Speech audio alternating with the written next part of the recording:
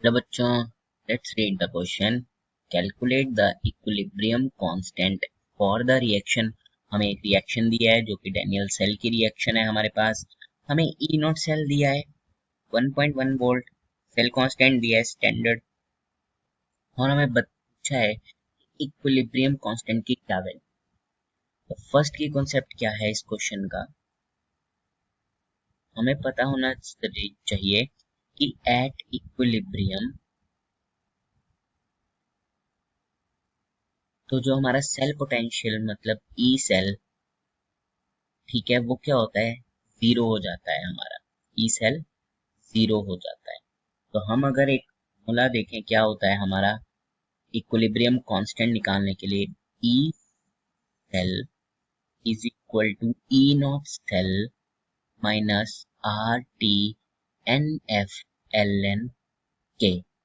ठीक है, ये जो के है ये है हमारा इक्विलिब्रियम कांस्टेंट, हमें निकालना है।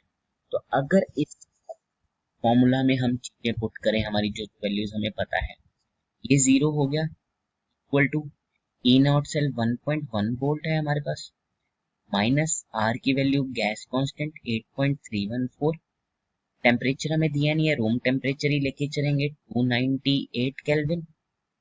एन हमारे पास देखो, अगर हम देखें तो यहाँ भी 2 इलेक्ट्रॉन का लूज है और यहाँ भी 2 इलेक्ट्रॉन का गेन है, इसका मतलब इसका एन क्या है, 2। उसके बाद एफ हमारे पास फैराडे कांस्टेंट 96500, ये आ गया। उसके बाद एल को हम क्या लिख सकते हैं, 2.303 लॉग। तो ये यहाँ पे हम इसको कर देते हैं 2.303 लॉग के, ये हमारे पास आ गया है। अब हम अगर इस चीज को यहाँ ले जाएं तो ये प्लस का हो जाएगा।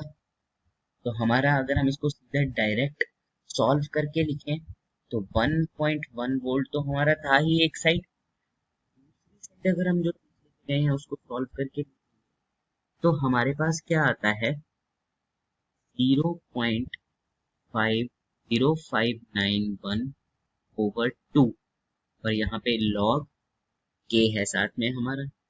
2 को उधर ले जाएं, 2.2 is equal to 0.0591 log k। अगर हम इसको इसके नीचे ले जाएं, 2.20.0591 is equal to log k। तो इसकी वैल्यू क्या आती है हमारे पास, 37.22, 37.22 which is equal to log k।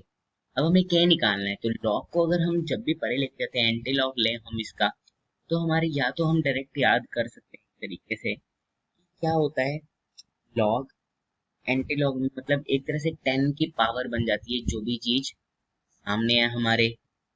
या हम इसका अगर एंटी लॉग लिखे तो क्या बन जाता है, k is equal to 1.97 into 10⁻37। ये अप्रोक्सीमेटली 2k इक्वल है।